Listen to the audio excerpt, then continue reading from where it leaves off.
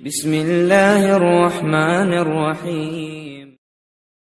दोस्तों, अगर आपको इस्लामिक हिस्ट्री और मुस्लिम योद्धाओं का इतिहास फुल डिटेल में पढ़ना है तो आप ये किताबें जरूर खरीदें। सभी किताबों का लिंक डिस्क्रिप्शन में दे दिया गया है।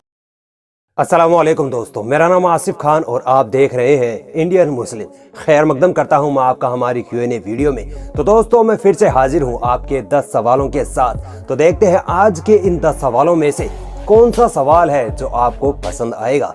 तो चलिए देर नहीं करेंगे, जल्दी से शुरू करेंगे।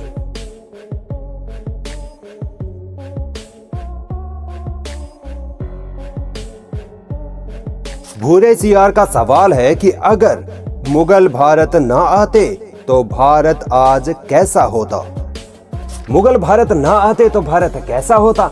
भारत टुकड़ों में बंटा होता, क्योंकि दोस्तों मुगलों ने ही भारत को एकजुट किया था। मुगलों की ही बनाई गई ऐतिहासिक इमारतें और किले आज भी पूरी दुनिया में भारत का नाम रोशन कर रही हैं। मुगलों की ही वजह से मंगोलों ने कभी भारत पर आक्रमण करने की हिम्मत नहीं की थी। मुगलों के ही दौर में भारत में दलितों पर अत्याचार और जातीय भेदभाव बंद हुए थे। मुगलों ने ही भारत में नहरें, पुल, बाग बगीचे वगैरह बनवाए थे।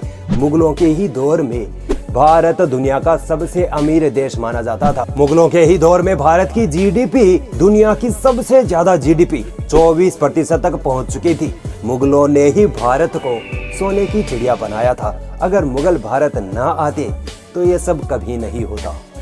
अफाक अंसारी का सवाल है कि हजरत अली की कब्र मुबारक कहां पर है। दोस्तों, वैसे तो अफगानिस्तान ये दावा करता है कि हजरत अली रज़ियल्लाहु ताला अन्हु की कब्र मुबारक उनके यहाँ मौजूद है। अफगानिस्तान के बल्ख में बाकायदा हजरत अली की मजार भी बनाई गई है।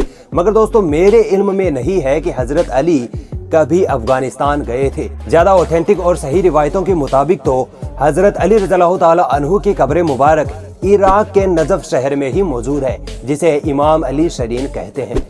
आसिफ अली का सवाल है कि भाई, क्या मुगल बादशाह हजरत औरंगजेब ने हिंदुओं की आस्था के लिए चीन से मानसरोवर को छीन लिया था? दोस्तों, पिछले कुछ सालों से मुसलमानों ने एक खबर फैलाई हुई है कि हजरत औरंगजेब ने हिंदुओं की आस्था के लिए चीन से जंग करके कैलाश मानसरोवर को फतह करके हिंदुओं के हवाले कर दिया था। देखिए, पहली बात तो ये कि कैलाश मानसरोवर कभी चीन का हिस्सा था ही नहीं, ये तिब्बत का हिस्सा था। सन 1950 में चीन ने तिब्बत पर हमला करके वहां कब्जा किया था। तो ये बात तो यही गलत साबित हो गई कि हजरत औरंगजेब ने चीन पर कभी हमला किया था। दोस्तों, दूसरी बात ये है कि हजरत औरंगजेब आलमगीर हिमालय की बड़ी बड़ी बर्फीली पहाड़ियों और वहां की जमा देने वाली ठंड को पार करके कैलाश मानसरोवर को फतह करने में सक्षम होते तो भाई वो कब का चीन पर मुगलिया सल्तनत कायम कर चुके होते। हजरत औरंगजेब आलमगीर को हिंदुओं की नजरों में अच्छा बताने के चक्कर में मुसलमानों ने उनके नाम पर झूठ फैला दिया। कोई जरूरत नहीं है। हजरत औरंगजेब आलमगीर भारत के महान बादशाह थे। उन्होंने कई पहाड़ी चूहों को। एक भाई का सवाल है कि सबसे ज्यादा भारत में किस स्टेट के मुसलमान हैं।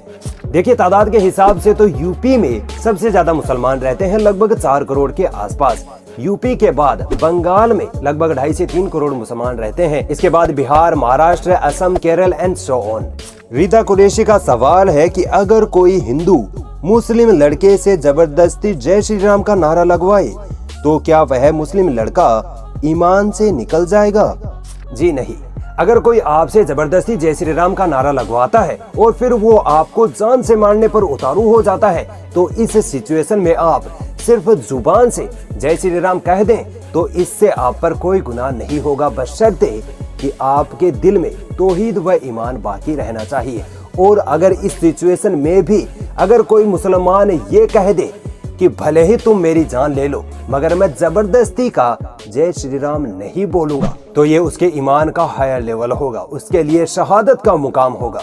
और दोस्तों, अल्लाह के यहाँ शहीदों का बहुत बहुत बहुत बड़ा मुकाम है। मैं भारत के अच्छे हिंदुओं से ये पूछना चाहूंगा कि किसी से जबरदस्ती जय श्री राम का नारा लगवाना आपकी नजर में सही है या गलत? कमेंट करके हमें जरूर बताइए।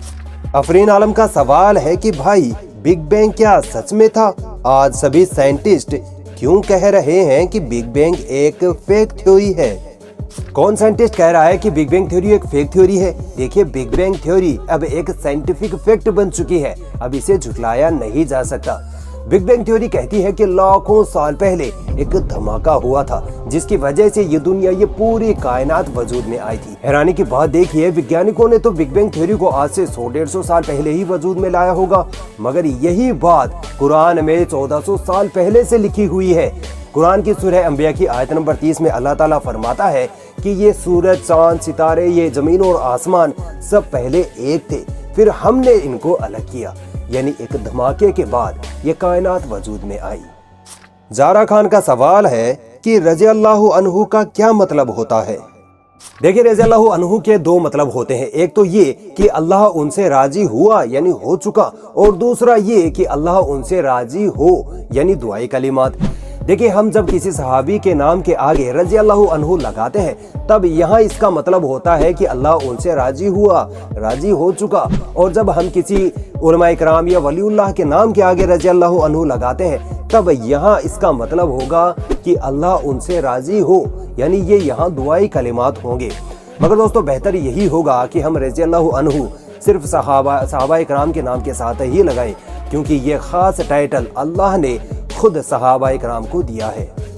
सलमान सिद्दीकी का सवाल है कि भाई, माइक टायसन ने क्या सच में इस्लाम एक्सेप्ट किया है या सिर्फ अफवाह है? जी नहीं, ये कोई अफवाह नहीं है। अमेरिका के मशहूर मुक्केबाज माइक टायसन ने सन 1992 में जेल में रहते हुए इस्लाम अपना लिया था। इस्लाम अपनाने के बाद माइक टायसन ने अपना नाम मलिक अब्दुल अजीज रखा है। शाहरुख अली का सवाल है कि हिंदू ग्रंथों में रिश्तेदारों में विवाह या कजन मैरिज किस किसने किया है? देखिए, हिंदू धर्म में भी कजन मैरिज अलाउड है। फॉर एग्जाम्पल, अर्जुन ने अपने मामा की बेटी सुभद्रा से शादी की थी। अर्जुन के बाद उनके बेटे अभिमन्यु ने भी अपनी कजन सिस्टर शशि रेखा से शादी की थी। दक्षिण भारत के हिंदुओं में तो कजन मैरिज बहुत आम है। इसके अलावा दोस्तों, ब्रह्मा जी ने भी अपनी बेटी से शादी की थी। और अगर बहु विवाह की बात करें तो श्री कृष्ण जी ने 16,108 लड़कियों से शादी की थी। देखिए, हिंदू धर्म ग्रंथों में किससे शादी करें, कितनी शादियां करें, इसकी कोई बाउंडेशन नहीं है। मोहिन खान का सवाल है कि भाई, क्या गुरु नानक मक्का मदीना गए थे? दोस्तों, सिख लोगों में एक कहानी बड़ी मशहूर है। वो ये कि एक बार गुरु नानक जी मक्का गए थे। वो वहाँ काबा के सामने पैर करके बैठे थे। तभी एक मुसलमान ने उनको गुस्से में कहा कि आप काबा की तरफ पैर करके ना बैठे, ये हमारे काबा की तौहीन है। बस फिर गुरु नानक जी ने अपना चमत्कार दिखाया। गुरु नानक जी जिस तरफ अपने पैर करते, काबा भी उसी तरफ खिसक जाता। देखिए, पहली ही नजर में ये कहानी झूठी लगती है। क्यों? प्रूफ के साथ बताता हूँ। दोस्तों, नबी सल्लल्लाहु अलैहि वसल्लम के जमाने में ही मक्का में मुसलमानों के अलावा दूसरे धर्म के लोगों का आना बैन कर दिया गया था, और आज तक ये बैन मक्का शहर पर लागू है। तो ये तो पॉसिबल ही नहीं है कि एक सिख गुरु सिख वेशभूषा में मक्का में दाखिल भी हो जाए और वहाँ के मुस्लिम हुक्मरान और मुसलमान उनको रोके भी ना। रही बात गुरु नानक जी के पैरों के साथ काबा की अपनी जगह से सरकने की, तो दोस्तों, मैं आपको बता दूं कि आज हमारे पास 2-2 हजार साल से भी पुराने वक्त का हिस्टोरिकल रिकॉर्ड मौजूद है। पूरी 1400 साल की पल पल की इस्लामिक हिस्ट्री हमारी हदीसों में और बाकी की किताबों में मौजूद है। सिख धर्म तो सिर्फ 400-500 साल पुराना धर्म है। अगर गुरु नानक जी का मक्का जाना और उनके पैरों के साथ काबा का इधर उधर होना सच होता तो ये वाकया हिस्ट्री में जरूर मिलता। मक्का के मुस्लिम धर्म गुरुओं की किताबों में भी ये वाकया मिलता। यहाँ तक कि अगर काबा फिजिकली अपनी जगह से हिला भी होता तो इसका वैज्ञानिक प्रमाण भी हमारे पास होता, जो कि नहीं है।